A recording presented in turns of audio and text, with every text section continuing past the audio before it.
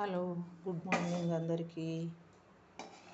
ఈరోజు నేను మా ఇంట్లో చేసుకునేది ఒక పచ్చడి, ఒక కూరగాయ. అదేంటంటే టమాటా కూరగాయ. అయిపోయింది ఆల్రెడీ. పల్లీ పచ్చడి. పల్లీ పచ్చడి మనము దోశలకు, ఇడ్లీలకే చేసుకుంటాం కదా.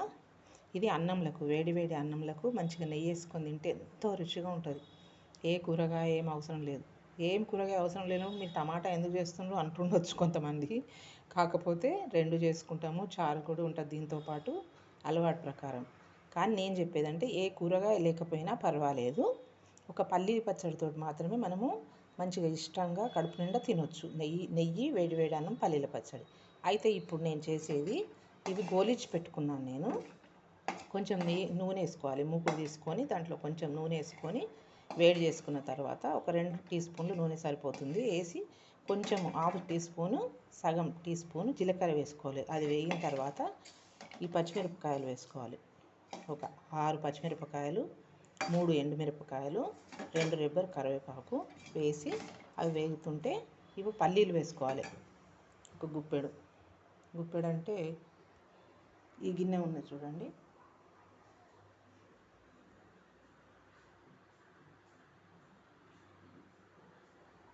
ఈ గిన్నెడు పల్లీలు తీసుకోవాలి.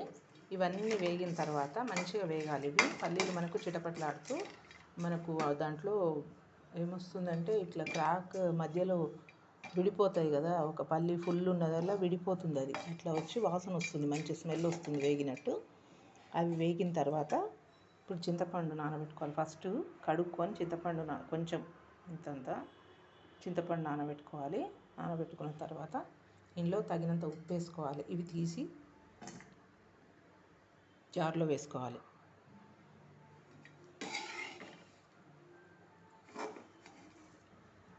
అని మిక్సీ జార్లో వేసుకొని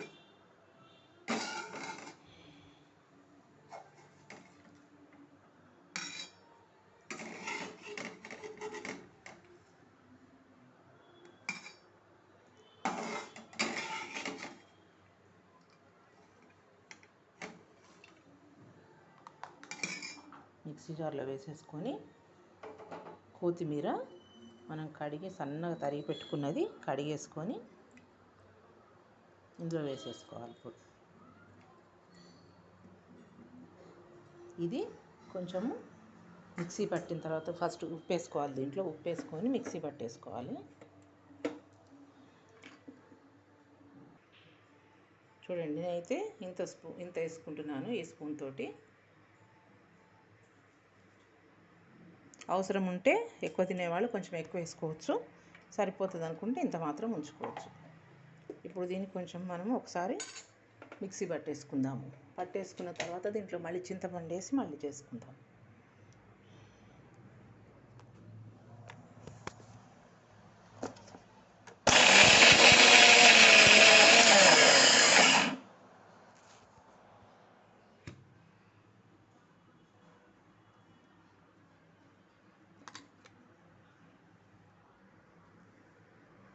ఇట్లా పట్టేసుకొని ఒకసారి కలుపుకుందాము.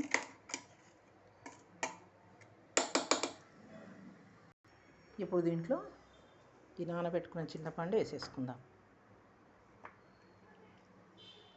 కడిగి నానబెట్టుకున్నాం కదా, ఇంత మాత్రం వేసేసుకొని ఇప్పుడు మళ్ళీ మిక్సీ చేసుకుందాం.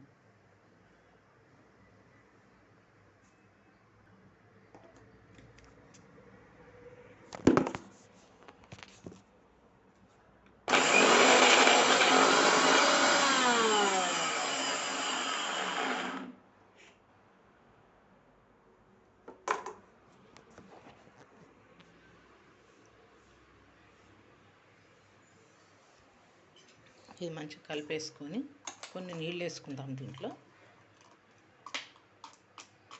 చింతపండు నానబెట్టిన నీళ్ళు ఉంటాయి కదా, అవే నీళ్ళు వేసేసుకుందాం.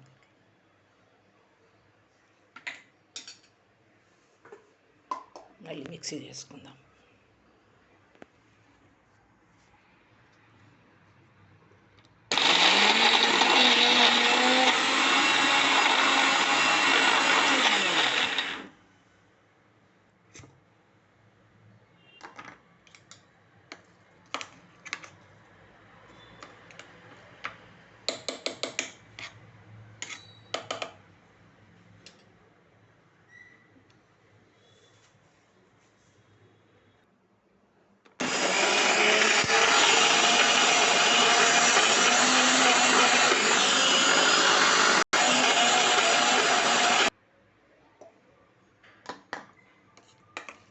చూడండి, పల్లీ చట్నీ రెడీ అయిపోయింది.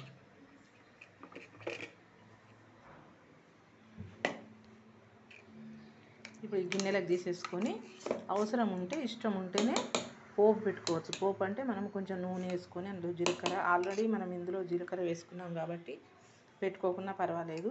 జీలకర్ర, ఆవాలు, ఒక్క మినపప్పు కొంచెం వేయించి మళ్ళీ కరివేపాకు, 2 ఎండుమిరపకాయలు వేసి అది వేగిన తర్వాత దీంట్లో వేసుకోవడం అంతే.